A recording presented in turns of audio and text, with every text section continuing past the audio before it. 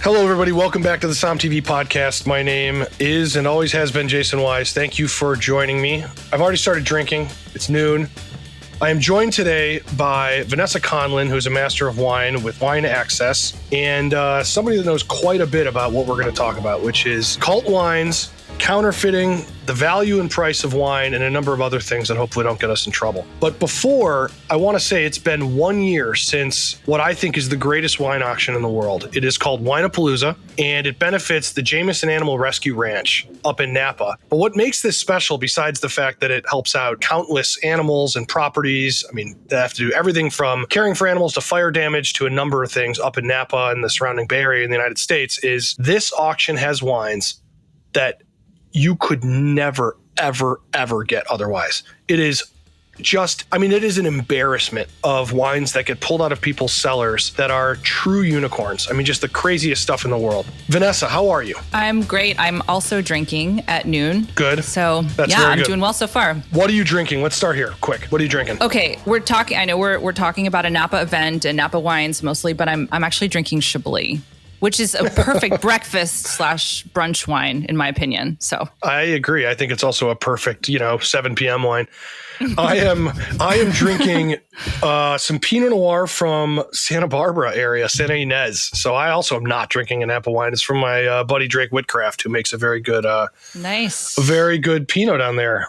All right. So let's quickly, before we get into the concept of cult wines and all that goes along that, the brands like Screaming Eagle and Scarecrow and so many others that are so well known as collectibles, let's talk quickly about this WineaPAWlooza. We're going to circle back on this because I want to make sure everybody listening understands. This is going to be streaming on SOM TV. Anybody can tune in. It's going to be on June 19th at 5 p.m. Pacific Standard Time. There's no excuse not to watch it, and there's nothing like it. It is a wild, wild event.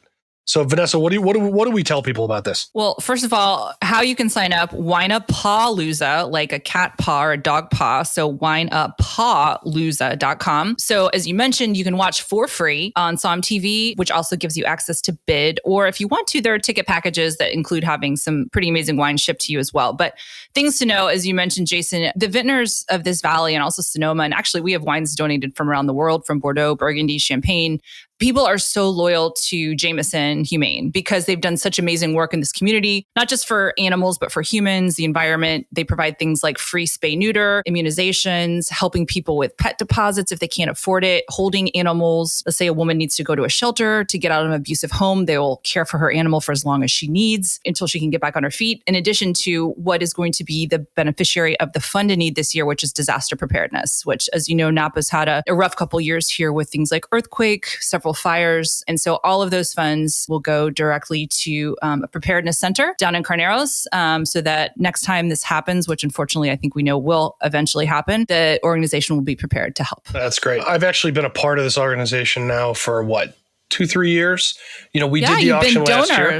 Yeah, we have been donors. Well, SOM TV did the auction last year, sort of in the heat of COVID. I think WineaPAWlooza was one of the first to come to us and say, we can't do a live event, but we count on this money and this influx of support and whatever. And to everyone listening, we're going to get to our conversation about Screaming Eagle and everything else. But this really is a tremendous organization and one that people should support, whether you're looking for great wine or an experience or something like that, or you just want to support a great organization. In the United States, this is at the very top of the tier of these kind of events. And Jason, I have to take my hat off to you for last year when, nobody really knew what to do, how we were going to pivot. And really your crew, SOM TV, made it possible for us to still have an event and do it virtually at a really, really high level. And it was really set the bar for what other auctions around the country and around the world did. We had people, I think, from, 30 other charitable organizations tuning in to watch. So you guys, you set the standard and you set it really high.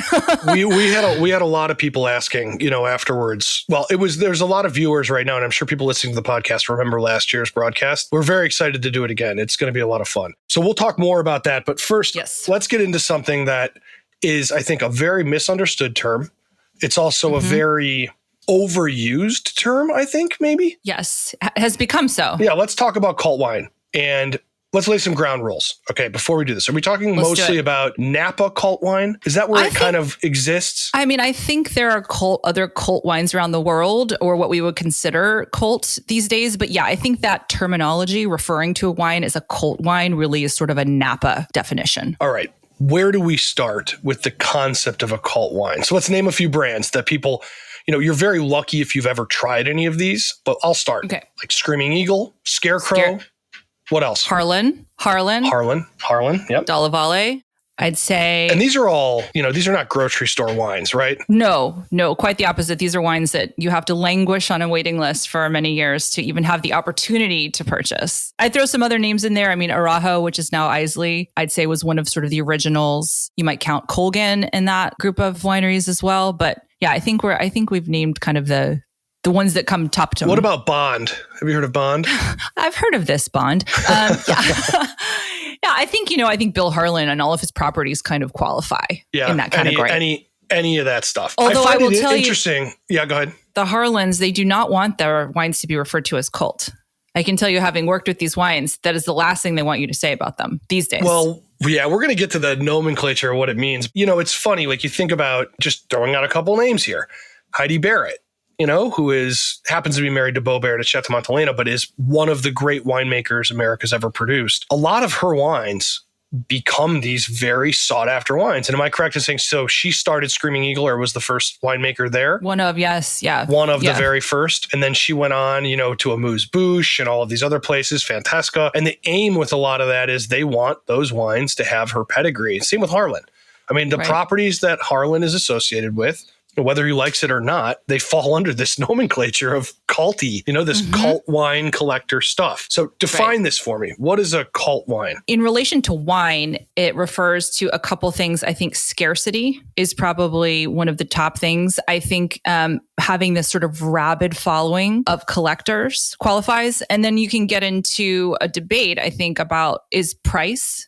Does price define a cult, or is it really those two things? Like just having a sort of limited amount that is so sought after that people will wait and then covet these wines. Yeah. Because I think if you look at something, we're talking about things like Screaming Eagle or Harlan or Scarecrow, which are obviously quite expensive. But I think we could look at other wines like, if we talk about Dan Petrosky and his Massican, those are in the $30 price range, but those are also mailing list only, sold out every year, super scarce, very, very intense following of people. So I don't know. Do you think price defines cult? I think there's a big problem with price. I want to be nice to these brands because I've had a lot of them and the wines are fantastic. But sometimes the price starts to get into this point where it's no longer wine. It's a collectible. It's almost like a piece of art that has a function if you want to use it. I liken it to like people who collect really limited edition sneakers or something where you could wear them, but why would you? Because they're worth so much money new in the box and you don't want to hurt them. And I looked similar at like, I don't know, early vintages of Screaming Eagle. I mean, these are thousands and thousands of dollars. I mean, how much is a bottle of Screaming Eagle if you can find one?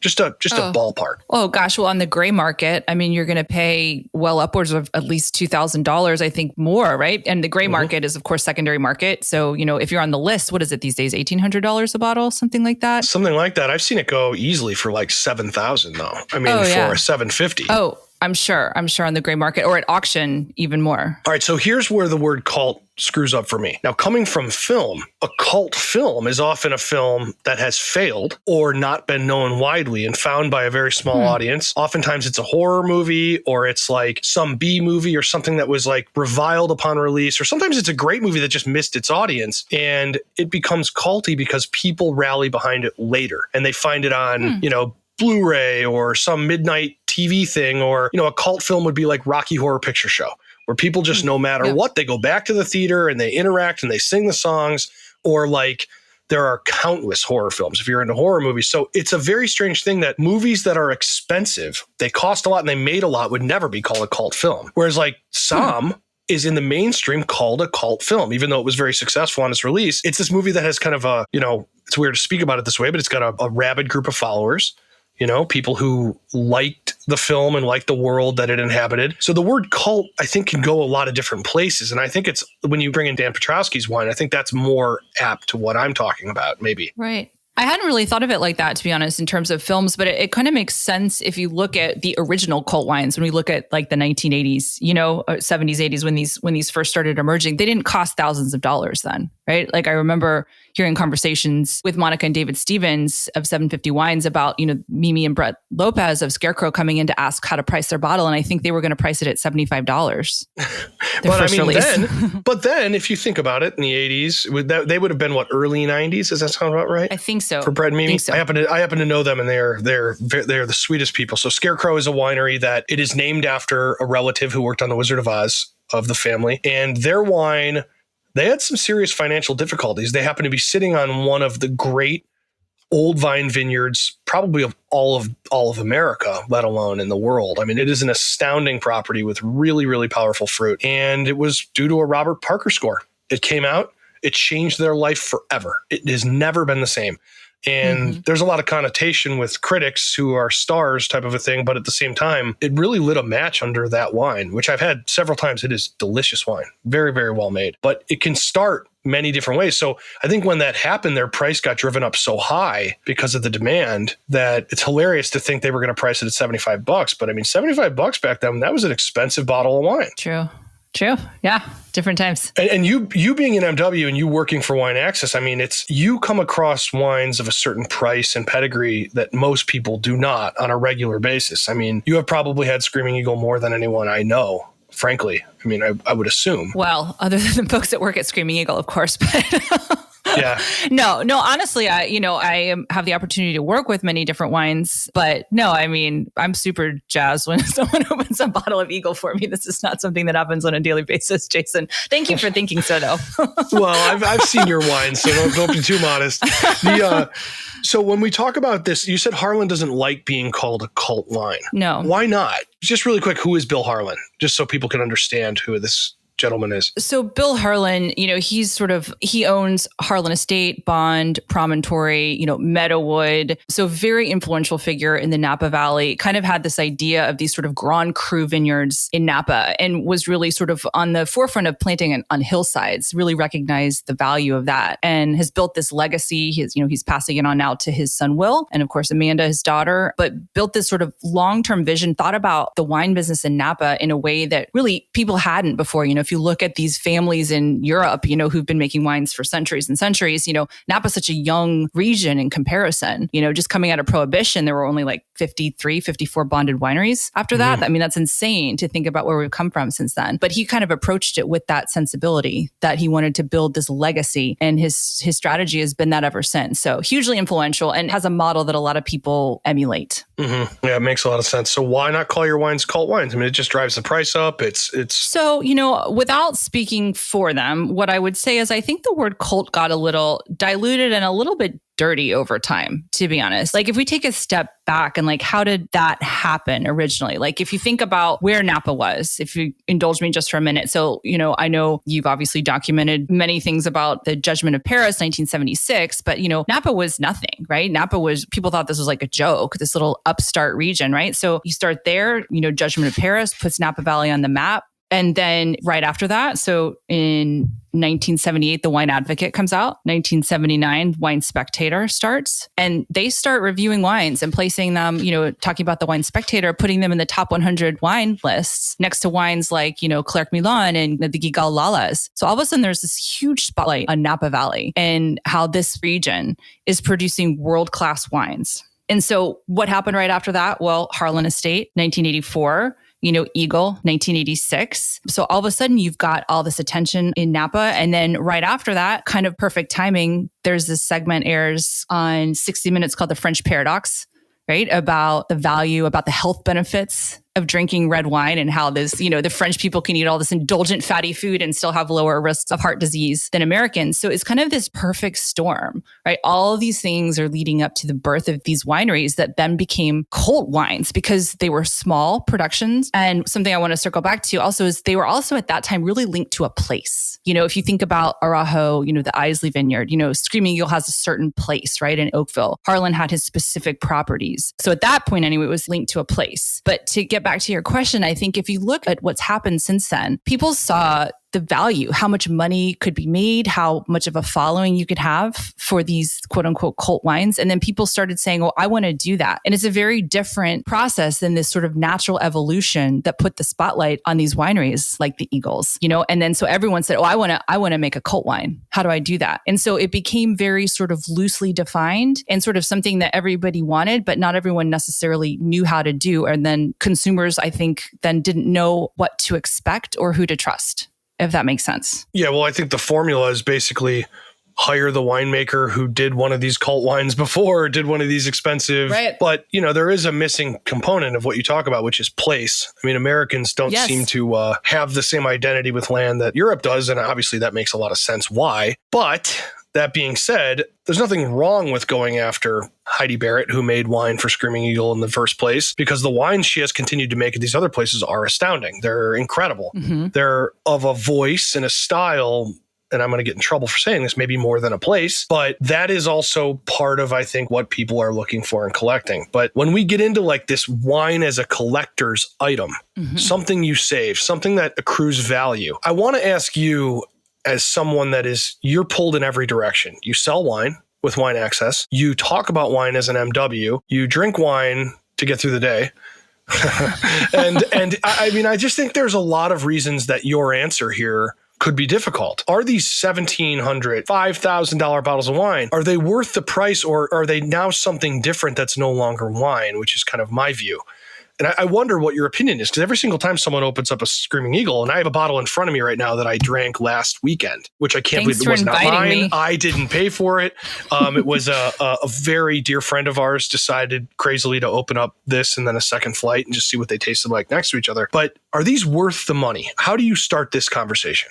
Let's go Screaming Eagle or Scarecrow or Harlan or any of these wines, not to narrow any one of them out. But my short answer is yes. And I'm saying that because I think the value is, what is it worth to the person that purchased that wine? I have to evaluate quality in wine, right? So can I evaluate certain quality levels of wine? Yes. After a certain quality level or price point, then it becomes, what's the value to the person that's actually buying this? And I think, these are not wines that I can afford, that I'm collecting, but I can say, I do think if it brings something to that person's life, if it makes them have something that they're proud of, that they want to talk about, that ideally, like you're talking about, your friend opened it. I mean, that's the best case scenario, right? Because like the most tragic thing about these types of luxury cult wines is that sadly, a lot of them don't ever get consumed because everyone's so afraid to actually open them. So I love that you did that. But I think having something like that. I love it too. I mean, I was very lucky.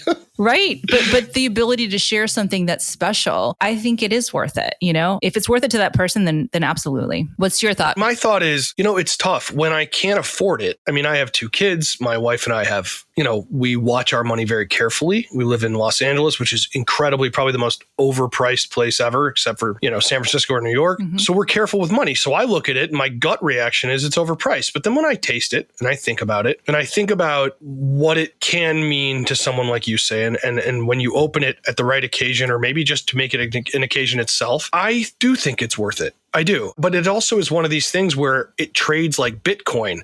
It's worth a ton of money, and then it can go down, it can go up. And a lot of these wines, I think it's fascinating that a lot of the winemakers didn't ask for it to be this. They were trying to make a great wine. They were trying to make a wine from a place. But this is, I hate to say it, a very American reaction to a market, meaning, Bordeaux has had some quick, movements up the chart where it's gotten real expensive, but it did take a long time. And there were revered Bordeaux's 200 years ago. So it's not like, it happened from 1985 until now, the way Napa wine did. But these Napa wines, they are fantastic. And I can tell anybody listening to this, Screaming Eagle's really good. Shocker. It's a really, really, really good wine. I guess my one thing is it's like, it all depends maybe on not your wealth, but your patience too. Because if you have a bottle that costs you $1,200, and you open it at the wrong time, that could also hurt your expectations of what it's supposed to be. So I don't know. I'm holding a bottle of Screaming Eagle in front of me. And now it's empty, which is partly because of me. Uh-huh. What were you going to say? I was going to say, well, I think you're kind of proving, what my point, right? Which is you saved that bottle. Do you save? Oh, I did. No, I saved it. I have the empty bottle sitting in front of me for sure. You saved the empty bottle, right? So I think that's my point, right? And I guess when I say it's worth it, I'm saying I think it's worth it if it brings you pleasure, if it brings you enjoyment, if you shared it with people and like it made an impression, obviously, because you have the bottle, like you kept it. But you brought up an interesting point, right? Of just then when does it never become consumed and just becomes traded as any other commodity? But the other thing too is it's not really fair to look at wine and call bullshit on wine for doing this when every other object in the world does this. Look at old books. People aren't like, oh, I'm going to read that copy of, Dante's Inferno. Right. They go, this is a very special copy. It's a first edition. It sits here. And the same goes for comic books. The same goes for baseball cards. The same goes for, we said sneakers. There are people who collect old pieces of memorabilia from films. You don't wear this shirt that was worn by somebody. There are car collectors who collect cars. They don't drive them. Or if they do, it's very, very carefully, only in the right conditions. And so it's really not fair to say wine's not allowed to be that too, because why not? Wine has the advantage over food in that it can last quite a long time. I think the philosophical idea behind buying something that you're not going to use it for its obvious purpose is really not fair to say wine's not allowed to be that, because that's not fair. Everything does that. You're either against collecting or not, Right. No, I think you're exactly right. You did bring up something I wanted to follow up on, though, because you mentioned something about opening it at the wrong time. Let's go back to just cult. Does cult wine indicate that you need to hold it for a long period of time? I think yes. It indicates you should, whether you have to. If you're a Russian gangster and you can just be on your yacht and go, screw it, I'm going to drink wine that's younger than it should be and I'm going to do whatever. I'm also an advocate of people tell you you're supposed to hold on to wine you don't want to. Screw those people. Drink whatever. Truly, it's the wine itself comes with a recommendation. And people are always like, you're killing a baby. You're doing things that are, it's truthfully, if you want to drink young Hermitage and you like that, do it. If you like grippy tannins and you're fine opening something as a baby, do it. It's your wine. Yep. Do whatever you want with it. And on top of it, I can promise you there's nobody at a table when you open up a current release of Screaming Eagle that's not going to go, thank you, sir. May I have another? Doesn't matter when. It doesn't matter when. Yeah. So this whole thing, it's kind of it's such a moot point because it is an argument from people that don't have it saying one thing about their opinion of it to people who do. And that's, whatever. What are you going to do? They're going to win. They have it. So, but I will also say, if you're able to drink a 15-year-old, Screaming Eagle or whatever, it might be more in the place that the person that made it wanted it to be. But that's also that's also subjective too. That's very subjective because that winemaker, when they made it, didn't have a chance to actually know what it was going to taste like in 15 years for sure. Right. So they're betting on futures too in some weird way. Yeah. And they did want it to be consumed, though. That's the thing, to go back to the tragedy of some of these wines is it wasn't made to sit in your cellar forever as a trophy. That's fair. Right? It was meant to be consumed. Yeah. That's fair. So my favorite wines that I do stories about on SOM TV and in the films are ones that have been forgotten. Ones that have been stored properly. They've sort of either been forgotten in a traditional method, like literally they were behind a wall or something, or else in they were just put in a cellar and sort of people were aware of it, but it wasn't in the forefront of their brain. So it was kind of forgotten peripherally. And then those wines end up having the right time to open from a story standpoint. Maybe someone's older. Maybe there's another war that happened in a place. And so we try to open. So my thing is I try to find reasons for the bottle to be open where a lot of other people find, the bottle is a reason and that's okay too. So we should really quick back to the Jameson, back to WineaPAWlooza. So let's talk really quickly about a couple of these bottles that people can, even if you're not going to bid, you need to see what these go for. Watch this event because what is there? There's a 3 liter of Screaming Eagle? Yes, it's funny. We're talking about Eagle so much in this part of this conversation, but we have exactly that. We have a 3 liter of 1994. This is from the founder's cellar. So Jeannie Phillips, founder of Screaming Eagle, has never left her property. She's donated this. She's been extremely supportive of Jameson. So 1994, we've been talking about Scarecrow. Obviously, Mimi and Brett have donated a dinner. I don't think they've ever done this before. A dinner in the vineyard, obviously with Scarecrow to, accompany your dinner in the vineyard. But and Jason, because you know them better than I do, they're very private people. So this is kind of a big deal. Extremely. They are very private, but they're also very gregarious. So when you're with them, Mimi is a very funny person and Brett is exactly the same. So, it is wild. So that's why I wanted to talk about cult wines is because this auction is a perfect reason to tell people these kind of unicorns are getting let out of the pen. Look, it's a charity event. It's probably going to go for a fortune. What is a 94? How many 3 liters of Screaming Eagle exist anyway, let alone something with that kind of age? I've never seen, I just cannot even believe that there is a 3 liter of 94. Well, and that, it's been perfectly stored, first of all, and it has perfect provenance, which is something we kind of haven't talked about either with these types of wines, right? But it's from the founder's cellar, so you're getting it straight from the source. There's no middlemen, no guessing. So for all the Russian gangsters listening to this podcast, we have a very large group of them, Russian gangsters that listen to the Som TV podcast. This bottle is for you on your yacht. This is what you want to just pour on people for fun. It's going to be a hell of a day, hell of a lunch wine. So, okay.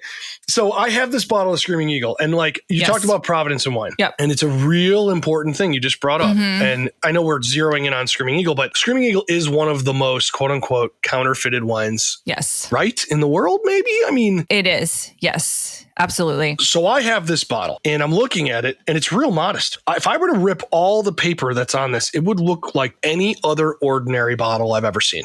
It's a green tinted glass. On the back, it just says Oakville Cabernet Sauvignon. It's got the volume of alcohol in it. It's got a government warning. The tiny label on the front says Screaming Eagle. It's so modest. And it's light, right? The glass itself is light. It's not those kind of heavy, I can't tell if there's still another glass or two in this bottle type.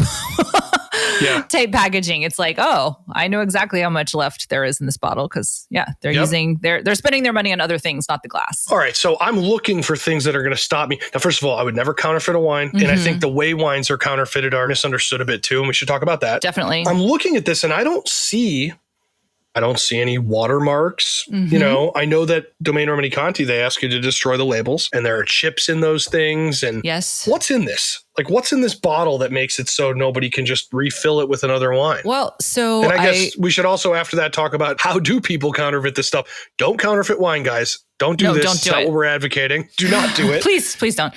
Yeah. So there are all kinds of ways that vintners now, that producers are guarding against counterfeit. And so when we talk about counterfeit, what are we talking about? Adulterating a label. So maybe it's a different vintage, or replicating a label to put it on a bottle that isn't that wine, producing wine that isn't what's in the bottle. You talked about destroying labels, right? Of what did you say? It was DRC, Domaine Romani Conti. DRC, right. So, I know of some wineries that, when they do wine dinners in certain countries that are kind of known for having a lot of wine fraud, they'll go and rather than leave the empty bottles at a restaurant, they go outside and they literally smash the bottles in the street so that they don't get refilled with something and recorked and passed off as something that it isn't. Wow. When we talk about fraud, it's people making money by producing wines or adulterating labels so that they can resell them and make money on something that's not real. And so they're basically just pouring a different wine or a mixing. I mean, we have sour grapes on Som TV right now, which is probably it's definitely the most famous wine counterfeiting story that exists with Rudy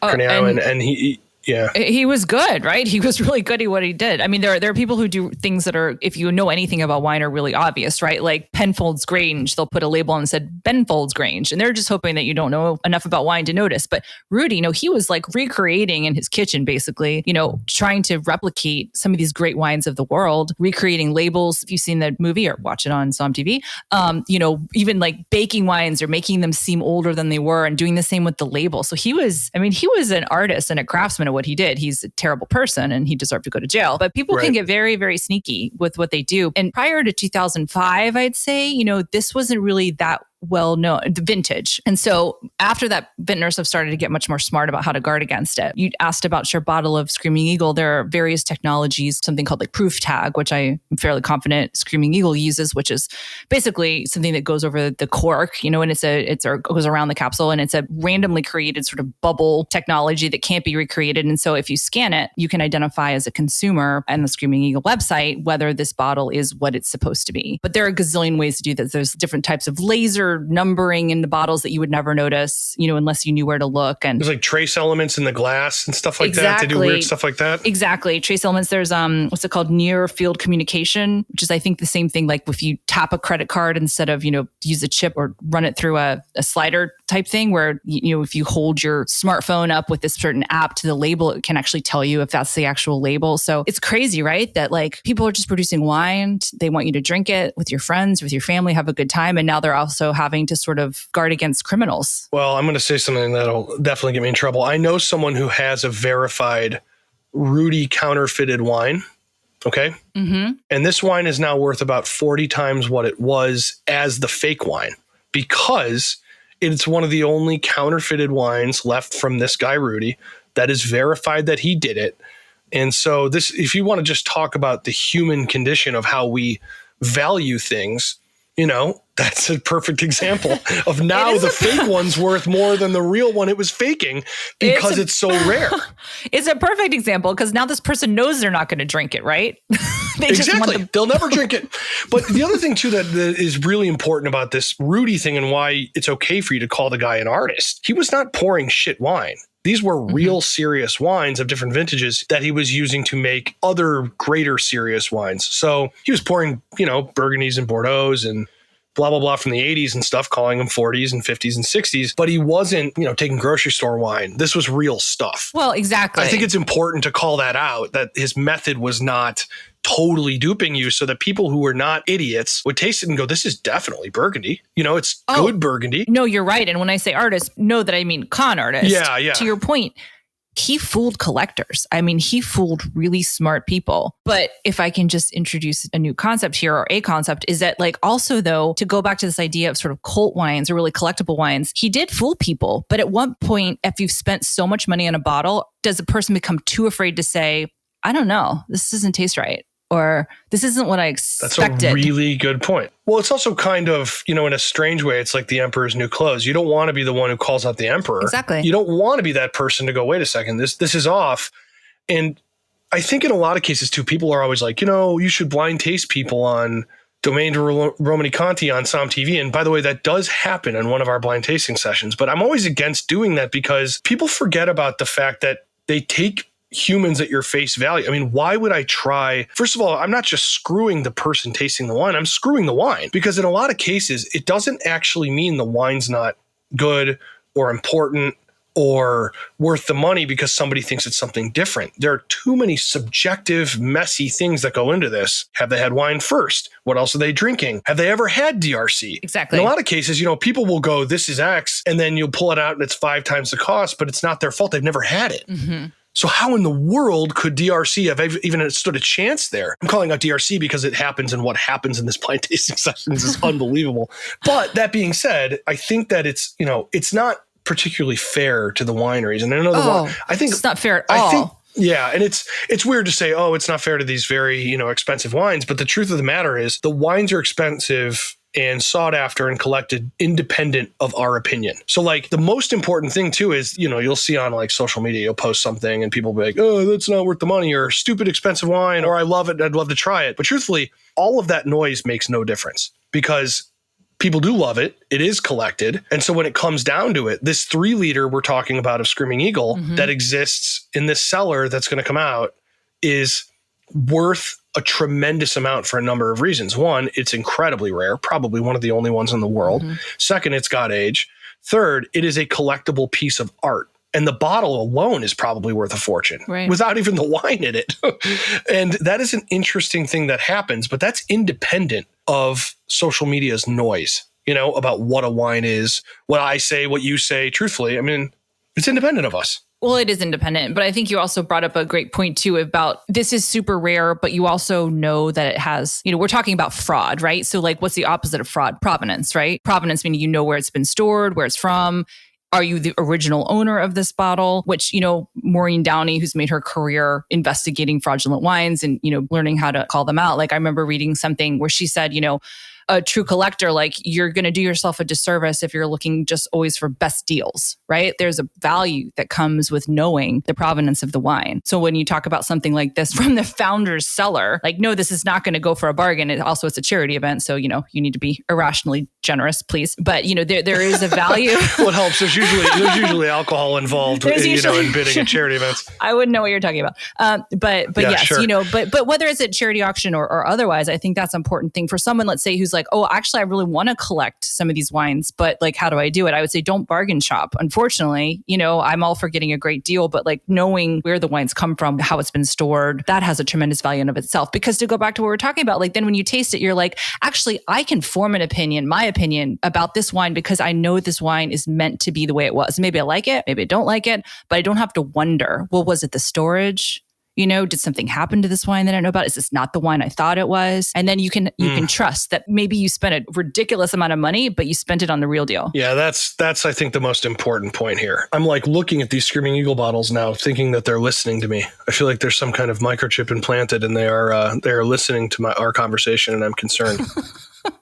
Yes. If anybody listening to this, if I disappear in the next 2 days, it's because of the Screaming Eagle bottles on my desk. It's transmitting right back to Oakville right now in real time. Oakville's a real center of intelligence.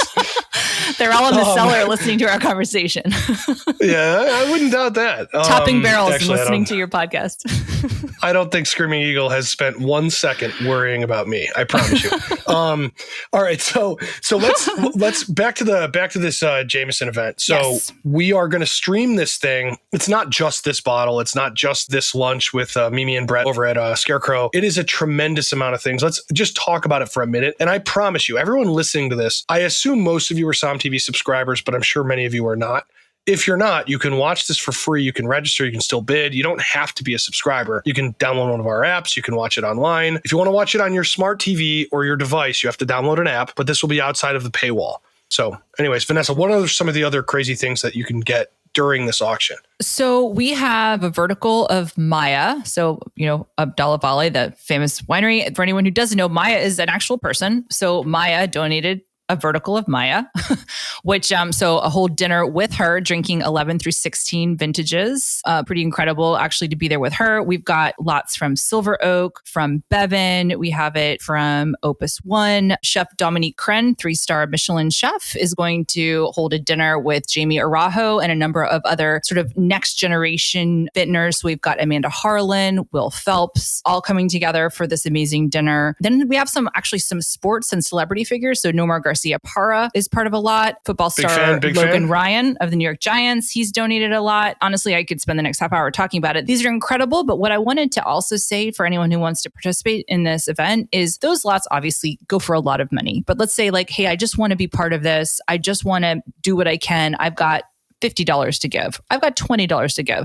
There's an opportunity. We have what's called Fund a Need, which is the last auction lot of the evening. And it's essentially just a way to donate to Jameson Humane, Jameson Animal Rescue Ranch, and that cause. So you can, raise your virtual paddle, which you'll be bidding on your device from home, but you can give whatever you want. And again, this all goes back into the community. And I should mention Jameson is based here in Napa, but it's really a model for rescues kind of worldwide. And they've been very involved in kind of reaching out to other organizations and sharing their knowledge. So it's not just based here in this community. It's really a global effort. Everybody should watch this thing. It's going to be the 19th, June 19th, 5 p.m. Pacific time. All right. So that is WineaPAWlooza.com. Exactly. WineaPAWlooza.com. We're going to put that address in the description for this podcast, just to be able to observe what these things go for, what these lots are. I'm telling you, you can learn more about the wine business in Napa watching this than you can learn about anything. It's incredible. Well, you're exactly right. And, there's going to be vintners, these donor vintners on video. We're going to have some live appearances from them. We didn't even mention Fritz Hatton, Jason. Yeah, Fritz. Yeah. Well, Fritz is our auctioneer, world famous auctioneer.